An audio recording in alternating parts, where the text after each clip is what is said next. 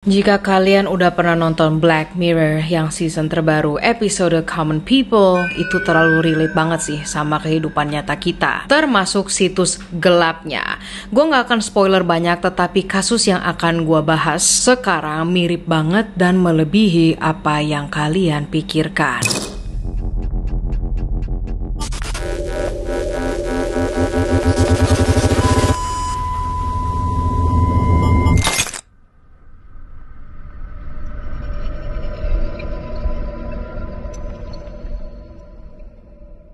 So what was it I've done? Oh, what was it I'm supposed to have done? So, the offences that I've arrested you on suspicion of being involved in were blackmail, causing or inciting a child to engage in sexual activity, possessing indecent images of children. Sounds like the rap sheet from hell. Rekaman ini menangkap momen saat seorang profesor universitas berusia 29 tahun yang sangat dihormati ditangkap karena kejahatan yang begitu mengerikan hingga mengejutkan seluruh Inggris. Di siang hari, Matthew Felder adalah seorang akademisi brilian yang disegani, namun di malam harinya ia adalah 666 Devil, seorang manipulator sadis yang menggunakan internet sebagai senjatanya sendiri. Dari tahun 2009 hingga 2017, ia memangsa orang-orang rentan, memaksa mereka mengirimkan gambar-gambar yang merendahkan atau bahkan menyakiti orang lain. Dan semua ini di bawah ancaman membocorkan rahasia tergelap mereka. Setelah mendapatkan apa yang dia inginkan, dia menggugah gambar-gambar tersebut ke sudut tergelap internet. Dan di sana ia mendapatkan status dan rasa hormat dari para predator lainnya.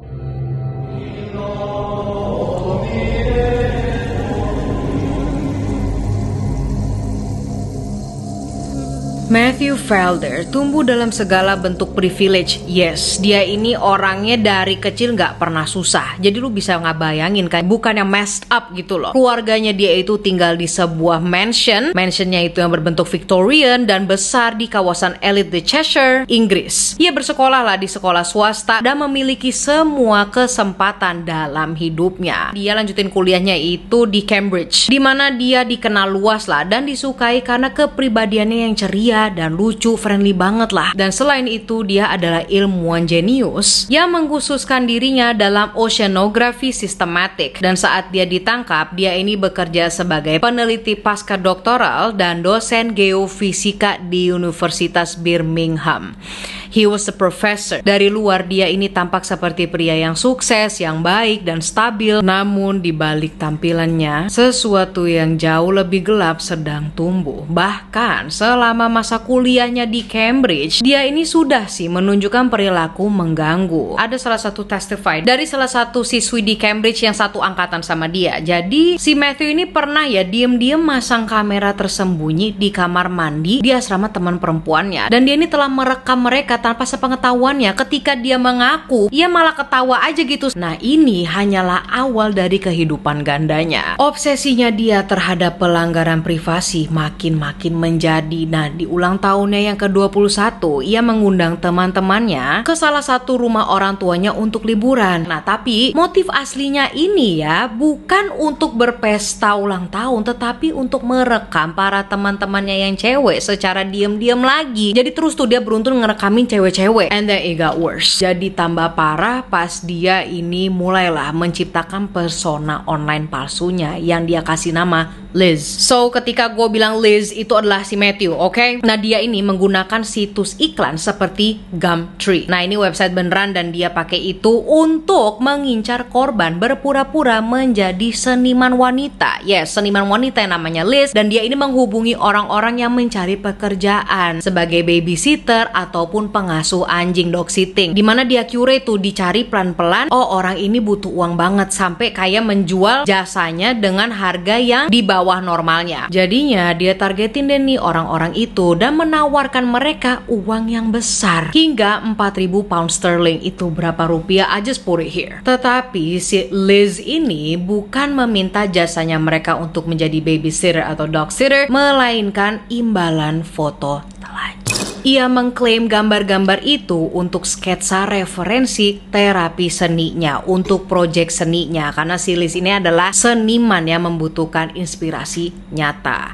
Setelah menerima foto-foto tersebut, dia mengungkapkan identitas aslinya dan memeras korban, menuntut foto-foto tambahan yang makin lama makin merendahkan. Seorang gadis yang ketakutan mengirimlah lebih dari 200 gambar karena dia takut identitasnya itu terbongkar. Tetapi Matthew tak hanya mengincar gambar bugil, ia menginginkan penghinaan total. And so what happened? Dia ini memaksakan para korbannya itu merekam diri seperti menjilat dudukan toilet di WC umum atau ke restoran fast food untuk jilat kamar mandi umumnya dan memakan pembalut bekas dan mengkonsumsi makanan anjing. Namun korbannya itu tidak hanya perempuan tetapi seorang pria yang dipaksa juga memakan kotorannya sendiri dan meminum urinnya juga. Lalu ada seorang gadis berumur 15 tahun. Dia sampai mohon-mohon kan untuk aduh tolong dong berhenti, gue bakal ngasih lo apapun deh, kasih uang ini itu, tapi dia nggak mau karena dia tidak membutuhkan uang sama sekali, toh dia yang memberikan uang kan. Lalu si Matthew ini memberikan dia dua pilihan, satu kirim lebih banyak gambar atau terima resiko fotonya dikirim ke keluarganya. Dia juga berkata pilihanmu hanya ada dua, yaitu adalah kehancuran total yang harus kamu lakukan atau menjadi budak. Matthew tidak melihat para korbannya sebagai manusia yang punya hidup, yang punya napas, yang punya feeling. Enggak sama sekali. Bagi dia mereka adalah bonekanya untuk dikendalikan, dihina dan dihancurkan. Matthew Felder membagikan penderitaan mereka ini kepada predator lainnya di forum dark web, di salah satu situs paling terkenal, yaitu adalah yang dijuluki situs terburuk di dunia. Nah, pengguna ini diberi hadiah lah atas uploadan konten ekstrim. Nah, si Matthew ini menjadi salah satu pengguna peringkat teratas dikarenakan konten-kontennya yang menarik, yang ekstrim, dan sering upload juga. He did not stop there. Jadi nggak cuma di Gumtree, tetapi dia juga menyamar sebagai gadis remaja di forum-forum gangguan makan atau orang-orang yang depresi, yang punya eating disorder. Matthew lagi-lagi berhasil meyakinkan seorang remaja dari Eropa Timur yang rentan untuk menjadi pacarnya. Dia kemudian memberitahu pengguna lain bahwa dia berencana untuk menghancurkan kondisi mentalnya dan bahwa ada sedikit kemungkinan dia untuk bunuh diri. Lalu dia mengincar juga seorang anak asuh, mengancam akan mengambil saudara laki-lakinya yang difabel jika dia tidak menuruti. Dia memaksa gadis itu memegang papan bertuliskan, "Saya merawat adik saya yang cacat dan sekarang saya dipaksa untuk telanjang." And he kept doing that. Jadi dia punya kontrol atas puluhan orang. Nah, dalam kasus lain dia juga memeras seorang ayah untuk menyiksa anaknya sendiri di depan kamera dan membagikan rekamannya itu kepada predator lain. Dia bahkan membuat video instruksional tentang cara menyiksa remaja yang depresi. Termasuk si Matthew ini bikin video tutorial di mana curling iron tuh, tahu kan yang curling iron, bukan yang capi catokan. Curling ironnya itu dicolok sampai dipanasin dan ke alat kemaluannya. Ini semakin parah sih, dan gua nggak akan memberikan kalian semua yang telah dia lakukan atau detailnya seperti apa, cukup sampai situ aja. Fast forward, si Matthew ini menyombongkan dirinya bahwa dia tidak akan pernah tertangkap. Jadi dia mengumbar-umbar di forumnya bahwa dia nggak akan tertangkap, nobody's gonna know me, nobody's gonna catch me, gue tinggal di mana-mana, pokoknya sesombong itu. Tetapi memang sih it took time, it took years, bertahun-tahun untuk menemukan dia, karena si Matthew ini menggunakan komunikasi transkripsi encrypted, kayaknya bahasa Indonesianya itu ya, mohon maaf. And then dia juga menggunakan layanan email berbasis Rusia, terus dia ganti lagi di negeri mana, dan banyak segala hal yang dia manipulasi secara online, di mana authorities di Inggris itu sulit untuk deteksi dia. Masalahnya begini, dia juga beroperasi dengan setidaknya 70 alias, termasuk In the Garden, 666 Devil, dan Evil Mind. Nah, itu 3 yang ditemuin kan. Tetapi kepercayaan dirinya ini menjadi kejatuhannya Matthew Felder, karena identitas gelap Matthew ini telah habis masa keberuntungannya. Pada tahun 2014, sebuah upload dari 666 Devil baru aja meminta ide penyiksaan untuk membunuh anak perempuannya. Now this time ada Badan Kejahatan Nasional Inggris atau NCA yang sudah track down para pengguna website gila ini. So their initial plan awalnya itu bukan mencari Matthew Felder. Mereka memang ngecek secara keseluruhan gitu kan. And then ketika mereka lagi nembus nih, ketemulah uploadan disturbingnya si Matthew atau alias 666 Devil. Ini sudah ada ribuan postingan dan pembelian jasa orang untuk melakukan hal-hal yang keji, dan juga penjualannya yang sangat banyak dari para predator yang tertarik akan konten-kontennya dia yang dia upload. Nah, setelah postingannya yang tentang cara perempuannya, NCA Badan Kejahatan Nasional Inggris bekerja samalah dengan Homeland Security Amerika Serikat. Nah kan, sumpah sih kalau Homeland udah turun tangan, it's over y'all. Lalu ada polisi Australia dan Europol meluncurkan investigasinya selama berapa tahun? 4 tahun. Yes, yang tadi gue bilang selama itu memang untuk track down siapakah di balik ini alias-aliasnya. Dan kenapa ini banyak sekali yang gabung? Karena korbannya itu sudah mendunia, nggak cuma di Inggris tetapi di negeri-negeri lain. Telah diketahui ternyata anak perempuannya ini yang di dalam foto bukanlah anaknya Matthew, tetapi anak perempuan dari salah satu korbannya yang somewhat dipaksa untuk memberikan anaknya ke Matthew. Gua pun nggak tahu apa yang dia lakukan ya, manipulasinya sampai bisa meyakinkan orang tuanya untuk melakukan itu, but they did it. Selain itu juga dia telah melakukan banyak eksperimen kepada Di bawah umur. Nah, dikarenakan Homeland Security Amerika Serikat ini udah ikut turun tangan, pada 21 Juni 2017 pihak berwenang menangkapnya di tempat kerjanya. Dia kaget kan dan mencoba untuk sok gitu kan, ngeremehin semuanya. Ada apa nih? What did I do? Mengklaim dia menggunakan dark web agar pacarnya itu nggak tahu apa yang dia lakukan. Lah, how are you a genius? Tapi alasannya kayak begitu, kayak tambah-tambah kan. Nah, saat ditanya soal tuduhannya kan dikasih tahu sama polisi kalau lo itu telah ngancam, lo yang punya foto ini, lo juga kan yang punya akun-akun ini dalam dark web dan di situs itu, situs yang sadis. Dia cuma ngomong gini, kedengarannya seperti daftar dosa dari neraka ya, it's like a list from hell. Dan itulah komen terakhirnya dari mulut Matthew Felder. Selainnya dia cuma bingkem, diem, and just say no comment. Penggeledahannya itu dimulai, apartemennya itu, oh my gosh, ditemukan ya 484 gambar ilegal di dalam komputernya, dan ada cetakannya juga dan konten-kontennya yang ada di situs Hurt to the Core. Ditemukan juga bahwa dalam situs Hurt to the Core, Matthew Felder mendapatkan status VIP. Fast forward, Matthew ini didakwa atas 188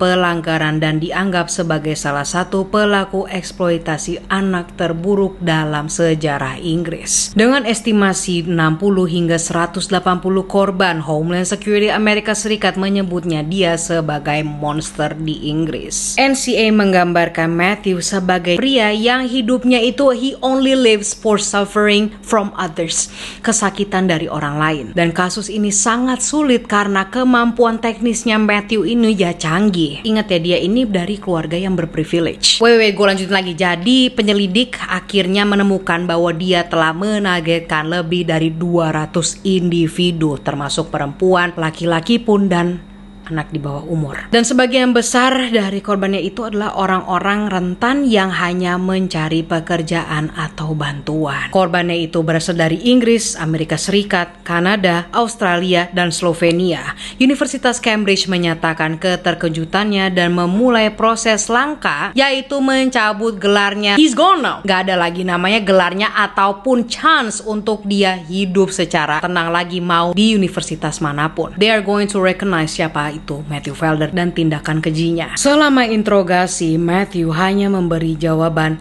no comment. You send pictures of your blackmail victims to the parents? No comment. Of the victim, the grandparents? No comment. The workplace? No comment. The schools? No comment. Kecuali 2 pernyataan tertulis di mana dia mengakui menggunakan alias Evil Mind, dan dia juga mengaku online personanya yaitu Liz, seorang seniman yang butuh project seni. Fast forward di pengadilannya, jadi ada seorang korban, salah satunya yang masih berusia 15 tahun, bersaksi lah bagaimana dia dijebak dengan iming-imingan butuh karya seninya itu kan, hanya yang ujung-ujungnya untuk diperas agar melakukan tindakan yang semakin memalukan, mulai dari menjilat dudukan toilet, menyikat gigi dengan tampon bekasnya, dan memakan kotorannya sendiri. Dia juga menggambarkan traumanya sebagai sesuatu yang melahap hidupnya. Quote unquote, she said, "Setiap hari saat aku bangun akan ada pesan. Saat aku tidak berbicara dengannya, aku khawatir tentang pesan berikutnya." Anak ini menjadi tertutup dan gak bisa fokus lagi di sekolah dan terlalu malu untuk memberitahu siapapun, ke orang tua, ke temannya, dia gak ngasih tahu siapa-siapa. Quote unquote, "Rasanya seperti ada seseorang yang menodongkan pisau kepadaku." Lalu pada 16 Oktober tahun 2017, Matthew Felder mengaku bersalah atas 137 pelanggaran yang melibatkan 46 korban. Pada 19 Februari 2018, dia dijatuhi hukuman 32 tahun penjara ditambah 6 tahun. But then, setelah dia naik banding nih, hukumannya dikurangin menjadi 25 tahun penjara. Gila ya, yang tadi 38 tahun jadi 25 tahun. Orang kayak gitu ngapain dikeluarin penjara coba? Hakim menyebut Matthew sebagai penjahat jalanan di dunia maya yang sangat berbahaya. Hakim mengatakan, quote unquote, "Gambar-gambar tersebut tidak akan pernah hilang. Begitupun juga para pembelinya yang masih menyimpan gambar tersebut. Dan para korban akan selalu tahu bahwa gambar itu ada di luar sana." Selama bertahun-tahun, Matthew Felder percaya bahwa dia tidak akan tersentuh dan akan terus bersembunyi di balik layar menggunakan teknologi sebagai perisainya. Tapi keadilan akhirnya menangkap dia. And that's the case tentang Matthew Felder. Dan jujur detailnya yang gua enggan bahas di kamera ini separah kasusnya juga. I guess this is it, y'all. Thank you so much for watching today's Paranormal. I will see you when I see you. Goodbye and I love you guys.